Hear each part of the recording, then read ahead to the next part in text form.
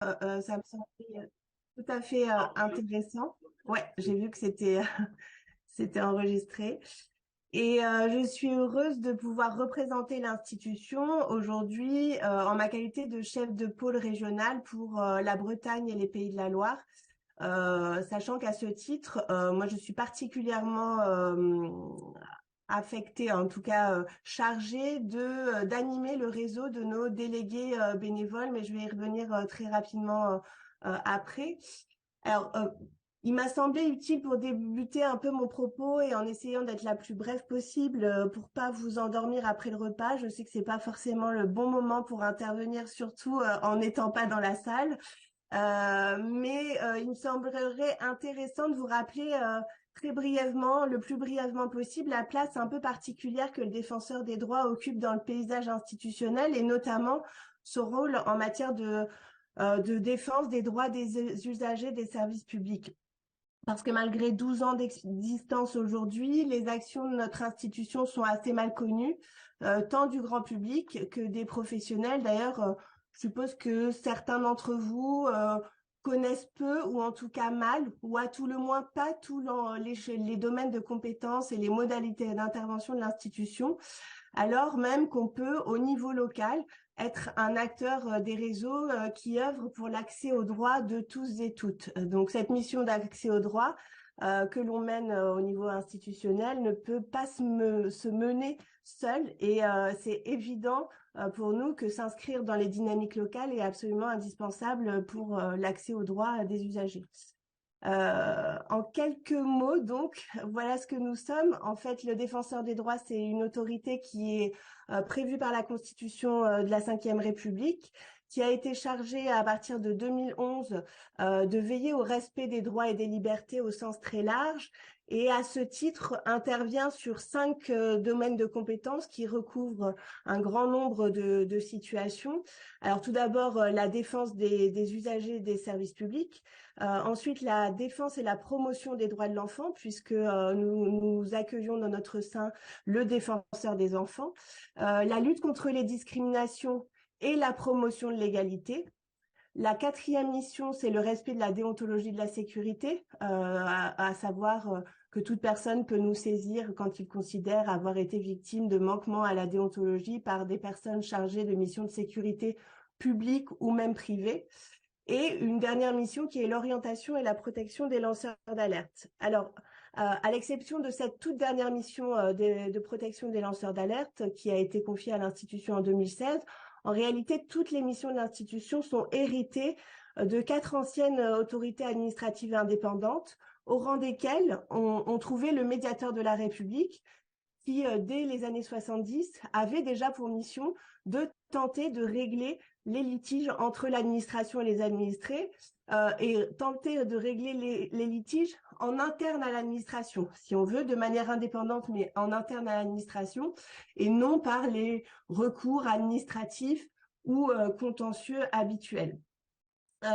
Donc c'est en ce sens que l'institution peut être amenée à intervenir sur le champ des relations avec les services publics et notamment sur le champ de la dématérialisation des services publics.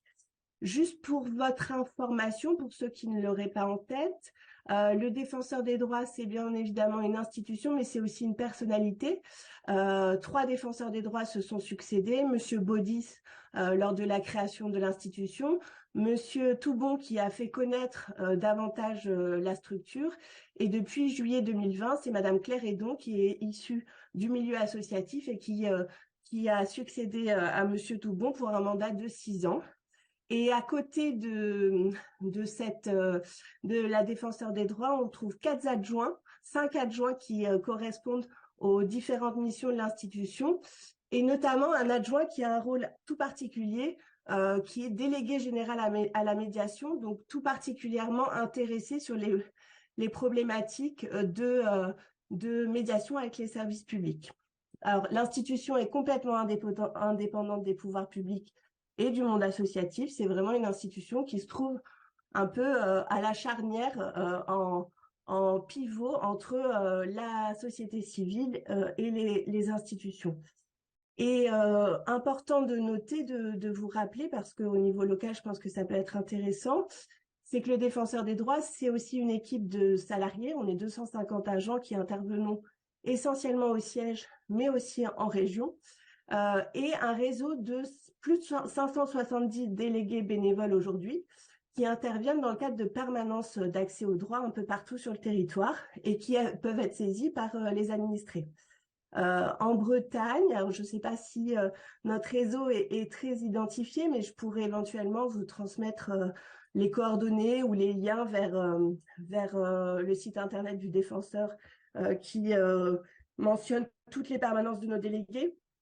Nous avons aujourd'hui 18 délégués, bientôt une vingtaine, qui interviennent sur tous les départements et à la fois sur des PIMS au sein des maisons de justice et du droit, des points justice, parfois en préfecture et de plus en plus dans les maisons France Service qui deviennent des lieux où on peut facilement rencontrer des administrés qui ont des problèmes, notamment en matière de services publics. Alors, je ne sais pas dans quelle mesure vous connaissiez et identifiez nos délégués.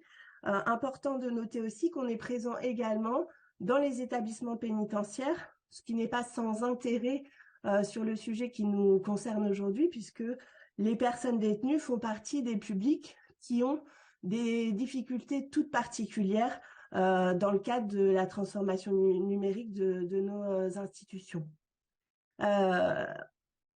Pour essayer de vous relater comment nous intervenons, on intervient là, au niveau de l'institution sur deux axes. Tout d'abord, un axe de protection des droits. Et ce qu'on appelle protection des droits, c'est vraiment le traitement des réclamations dont on est saisi dans les 5 champs de compétences de l'institution. Dans ce cadre-là, on peut être saisi et on peut connaître de situations individuelles essentiellement, mais aussi collectives, qui mettent en cause le fonctionnement des services publics. Et ces réclamations, elles peuvent émaner de toute personne usagère du service public, personne physique ou morale, qui s'estime lésée par le fonctionnement du service public. Service public au sens large, évidemment, en tant qu'État, collectivité locale, mais aussi tous les établissements et organismes qui sont investis de missions de service public. À savoir que l'institution, la défenseur des droits, peut aussi se saisir d'office quand elle considère que des situations d'atteinte aux droits sont tellement graves et qu'elle n'a pas, que personne ne l'a saisie, elle peut se saisir d'office de ces situations. Dans le cadre de la mission service public, il est important de noter que on ne peut pas être saisi sur des litiges qui opposent deux personnes publiques. Alors, c'est pas anodin. Ça arrive de plus en plus souvent qu'on soit saisi par des structures publiques du comportement ou de défaillance d'autres structures publiques. Donc, dans ces relations-là, notre loi organique est claire, on ne peut pas intervenir. Il faut vraiment qu'il y ait un usager, personne privée, physique ou morale, qui soit partie au litige. Et l'autre élément important, c'est qu'en matière de service public, ce qui n'est pas le cas dans tous les autres domaines de compétences, l'institution est une institution de second rideau, si l'on peut dire. C'est-à-dire qu'on n'intervient que si des démarches préalables ont été réalisées par les personnes qui nous saisissent. C'est important dans l'articulation des différents acteurs sur un territoire et en matière d'accès aux droits, parce qu'effectivement, nous, on ne va pas être amené au niveau de nos permanences et notamment de nos délégués à accompagner les administrés dans leur démarche. On est vraiment là pour intervenir quand il y a un dysfonctionnement du service public, soit parce qu'il n'est pas accessible, soit parce que les réponses qui sont apportées ne sont pas satisfaisantes pour l'administré. Donc, on a besoin d'identifier au niveau local les structures, les acteurs qui sont à même d'accompagner les personnes dans leur démarche pour pouvoir ensuite intervenir en cas de dysfonctionnement des services publics. L'institution peut être saisie. Alors, au niveau de notre siège, on a choisi vraiment des modes de saisine qui puissent permettre d'atteindre un peu tous les publics et qu'aucune modalité d'accès à l'institution ne soit un obstacle pour les personnes. Du coup, on peut saisir l'institution par courrier postal, formulaire en ligne, ou en se présentant aux permanences de délégués, de nos délégués qui sont des bénévoles. À savoir aussi qu'on a développé des plateformes téléphoniques. Alors, on a une plateforme généraliste, mais aussi des plateformes dédiées aux personnes détenues d'une part, un numéro abrégé, le 3141, qui est réservé aux détenus et qui permet d'accéder à l'institution de manière totalement gratuite et confidentielle, y compris depuis les établissements pénitentiaires. Et aussi une personne dédiée aux victimes de discrimination, le 3928, la plateforme antidiscrimination.fr, qui permet d'accéder au service du défenseur des droits par téléphone. Et l'important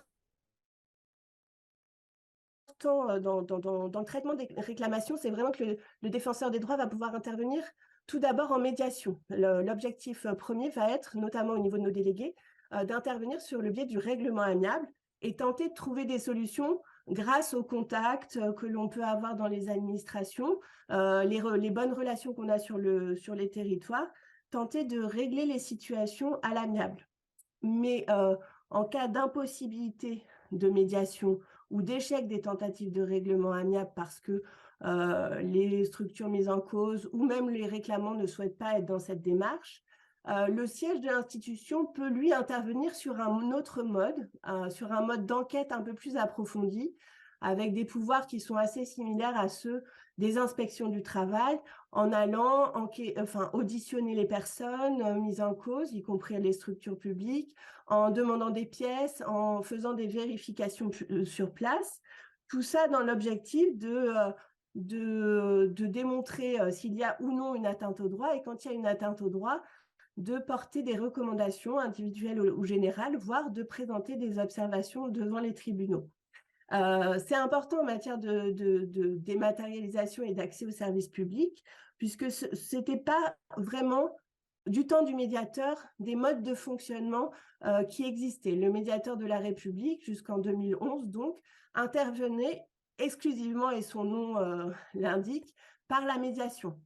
Avec la création du défenseur des droits, le médiateur de la République, finalement, a obtenu des pouvoirs d'enquête un peu différents, qui étaient hérités plutôt de la HALD, cette institution en charge de la lutte contre les discriminations, avec donc des pouvoirs d'enquête et d'intervention, notamment devant les tribunaux, qui permettent, dans des contentieux, y compris des contentieux au tribunal administratif, sur des problématiques de dématérialisation. Alors là, on peut penser par exemple aux problématiques de prise de rendez-vous en préfecture. Il peut arriver que l'institution intervienne au profit, enfin à côté d'une personne dont les droits sont bafoués. Alors, pour votre information, l'institution a reçu en 2022 plus de 82 000 réclamations qui mettent en cause le fonctionnement des services publics sur les 125 000 réclamations qu'a reçues l'institution. C'est une augmentation en hausse continuelle de plus de 14% sur le sujet du fonctionnement des services publics par rapport à 2021. Et déjà, on avait une augmentation de près de 20% entre 2020 et 2021.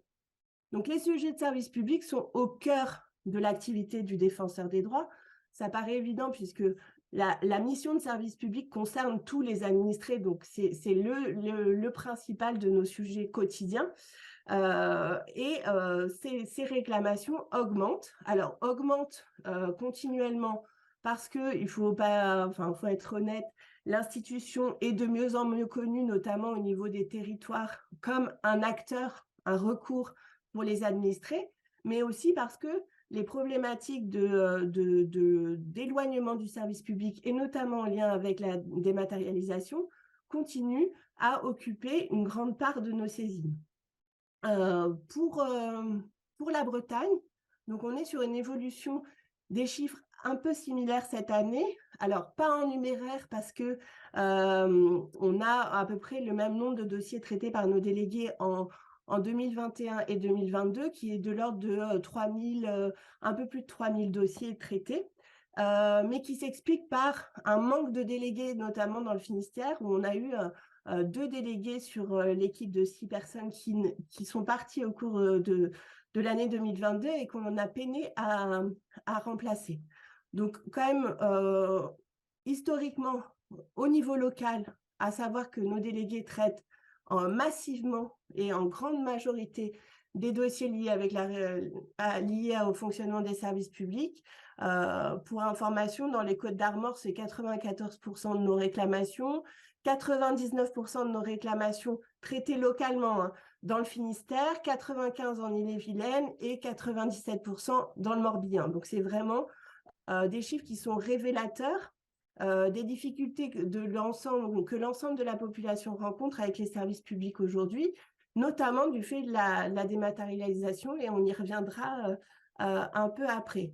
Et parmi ces saisines, ce que l'on note tout particulièrement sur les départements bretons, mais à l'instar des chiffres nationaux finalement, c'est que les problématiques liées à la protection sociale et à la sécurité sociale sont le gros de nos réclamations, de l'ordre de 29 à 20 à 29% en fonction des départements, mais que les litiges relatifs aux droits des étrangers ont explosé au cours de l'année, peut-être moins que dans certains départements franciliens, par exemple, ou dans le Rhône, mais tout de même, par exemple, en Ille-et-Vilaine, les litiges en lien avec le droit des étrangers, qui sont intimement liés à la dématérialisation, hein, sont passés premier motif de saisine de l'institution de nos délégués sur le territoire, avec à peu près 30% des réclamations qui concernent les litiges liés aux droits des étrangers.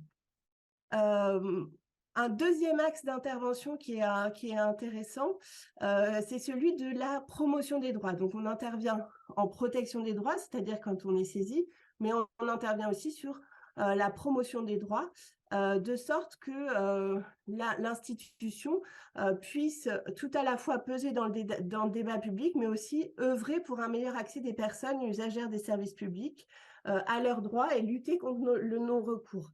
Alors, pour cette mission, la défenseure des droits est munie d'un pouvoir de réforme, c'est-à-dire qu'elle est autorisée par sa loi organique à émettre des avis sur tous les projets de loi qui concernent ses champs de compétences et de faire des rapports, des études pour mettre en avant les atteintes aux droits, le caractère systémique de certains dysfonctionnements. Et sur la thématique de la dématérialisation tout particulièrement, 2 rapports ont été réalisés par l'institution. Un premier rapport en 2019 et 3 ans plus tard, en 2022, un deuxième rapport pour voir un peu l'évolution des problématiques liées à la dématérialisation. Donc, ces 2 rapports sont accessibles sur notre site internet, mais pour ceux qui seraient intéressés, on peut tout à fait en envoyer des formats papier. Dans ces outils, dans les outils que les défenseurs des droits mettent en place, on peut citer aussi tous les outils qui sont destinés à informer le public et les professionnels de leurs droits et des recours qui leur sont ouverts, mais aussi sur le rôle du défenseur des droits. On développe sur certains départements, alors on le fait peu sur les départements bretons, mais un peu plus pour le moment sur les départements des Pays de la Loire, des actions notamment avec les agents des maisons France Service pour vraiment faire connaître les domaines de compétences et les modalités d'intervention de notre institution pour permettre des orientations. Ça va avec le thème de la journée, c'est-à-dire connaître les acteurs et le maillage des acteurs sur les territoires. Ça permet aux agents des France Services ou aux médiateurs numériques de savoir vers qui orienter sur telle ou telle problématique. Donc, je vous invite, si ça vous intéresse, à consulter notamment un guide qui a été établi à destination des intervenants de l'action sociale, dont je pourrais envoyer le lien à Antoine, qui reprend vraiment par des fiches par public et par domaine, des fiches sur l'ensemble des champs d'intervention de l'institution. Alors, pour toutes les productions de l'institution, elles s'appuient à la fois des constats émis dans le cadre des réclamations, mais aussi du dialogue avec la société civile et avec les acteurs institutionnels. Donc, c'est tout particulièrement intéressant pour les pôles régionaux qui existent depuis 2-3 ans, de venir s'intégrer dans les dynamiques locales et connaître les acteurs pour pouvoir présenter l'offre de service, si on peut dire, de notre institution, et surtout pouvoir être une vigie des atteintes aux droits et des dysfonctionnements et aussi des bonnes pratiques sur les territoires, sur les différents sujets qui nous concernent, pour pouvoir ensuite, au niveau national, nourrir les observatoires, nos observatoires des atteintes aux droits, et nourrir aussi les bonnes pratiques et les exemples que l'on peut voir sur les territoires. S'agissant de... Alors, je ne sais pas, je vous vois de loin. Est-ce que vous connaissiez un petit peu l'institution? Vous arriviez à voir à peu près ce que je viens d'exposer, ou c'était assez flou pour vous? C'est ce que j'allais. Vous m'entendez, Julie, ou pas? Oui. J'allais demander tout à l'heure, vu qu'on voit à peu près la salle, aux gens qui connaissent le délégué défenseur des droits, de lever la main. On a fait ça ce matin en fin de matinée. Donc, lever la main, les gens qui connaissaient avant l'intervention des délégués défenseurs des droits. Oui, donc, on a une large majorité qui connaissait déjà l'activité. Bon, super. Euh, et du coup, alors pour le sujet de l'accès aux droits, services publics, dématérialisation, évidemment, les services publics incarnent complètement l'accès aux droits, puisqu'ils ont pour mission de les rendre concrets et accessibles. Donc la relation avec les services publics, c'est notre quotidien. C'est toutes les problématiques qu'on peut avoir et les difficultés qu'on peut rencontrer tous et toutes. Alors, pas toutes les difficultés, mais en tout cas, les relations avec les services publics, c'est notre quotidien, que ce soit à l'école, à la CAF, aux impôts, à la CEPAM, en préfecture, à la mairie. On peut tous, à un moment donné, on est tous à un moment donné en lien avec les services publics, et on peut tous rencontrer plus ou moins des difficultés. Alors, l'activité de l'institution telle que je vous l'ai présentée, elle est à cet égard assez évocatrice. Alors, comme j'ai pu vous le dire, en Bretagne, plus de 90% de nos réclamations mettent en cause le fonctionnement des services publics au sens très large. Et un grand nombre de ces réclamations, une grande majorité de ces réclamations aujourd'hui, évoquent des difficultés en lien avec la dématérialisation des démarches administratives. Alors évidemment, ça va mieux en le disant, on le dit peut-être pas assez souvent dans le discours d'institutions comme la nôtre, la possibilité d'effectuer des démarches en ligne, évidemment, ça simplifie la vie des administrés dans une grande majorité de situations. Ça, c'est indéniable, mais chacun d'entre nous peut à un moment rencontrer des blocages difficiles à surmonter, y compris quand on a les armes pour les surmonter a priori.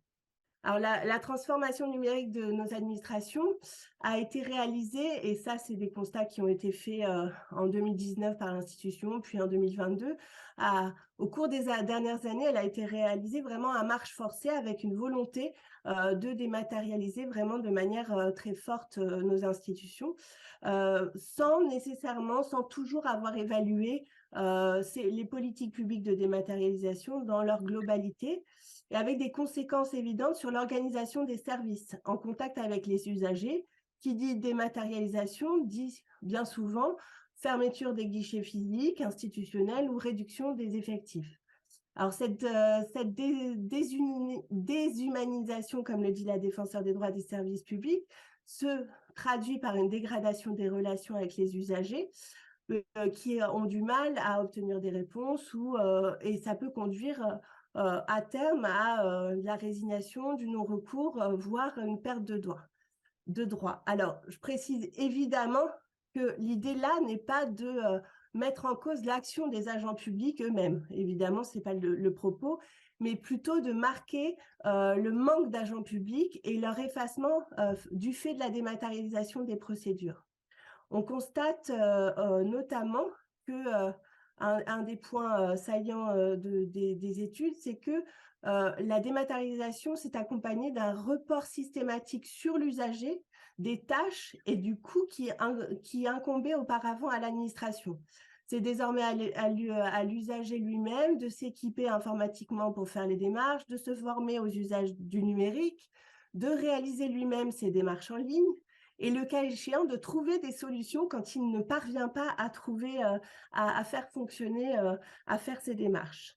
Et c'est notamment les structures qui sont en contact avec les usagers qui viennent apporter un soutien aux usagers. Donc, il y a un report soit sur l'usager, soit sur les structures qui accompagnent les personnes dans leur démarche.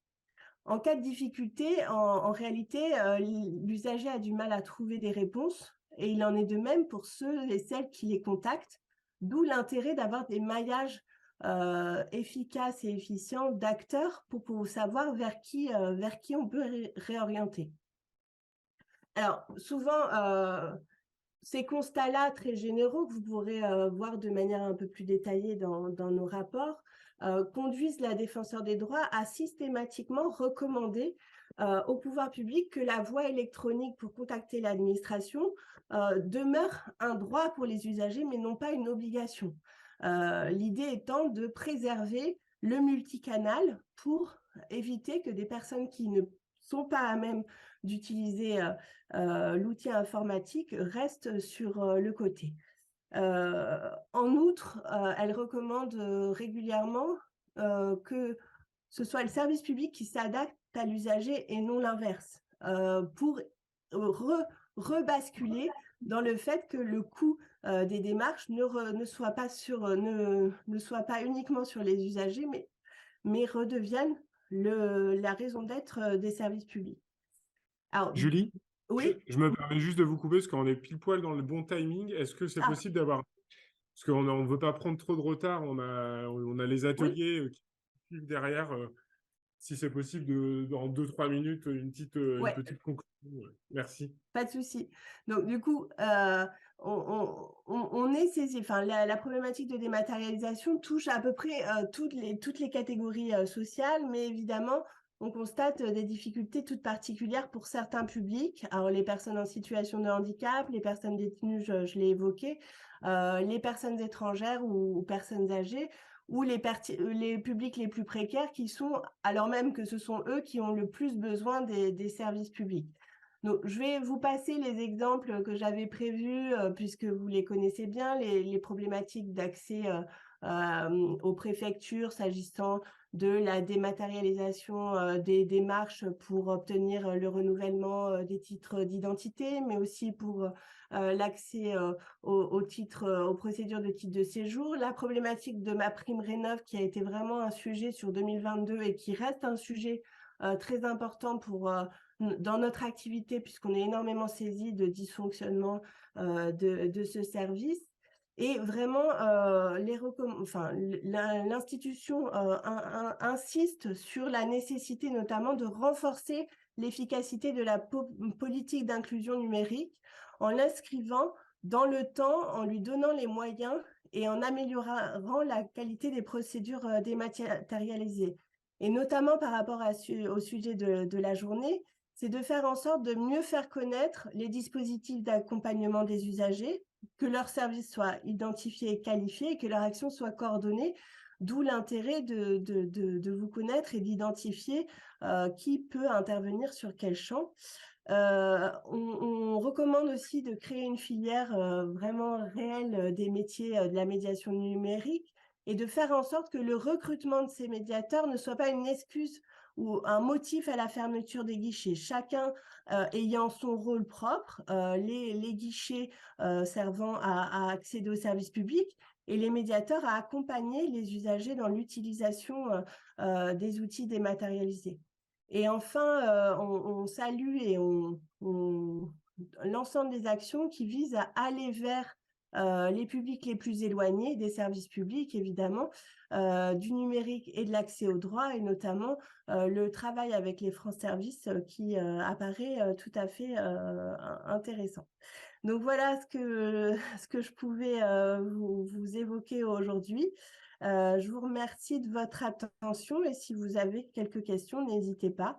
Ou Antoine, n'hésitez pas à donner mes coordonnées si quelqu'un souhaite me contacter. Merci, Julie. Ça va Merci. Est-ce qu'il y a des questions? Besoin de précision. On mettra les coordonnées du coup de Julie Béranger dans le compte-rendu de la journée, comme ça vous pourrez la contacter. Et puis de toute façon, en allant sur le site internet du délégué défenseur des droits, vous avez déjà l'annuaire par département des différents délégués bénévoles. Eh bien, merci beaucoup. Merci beaucoup et bon après-midi.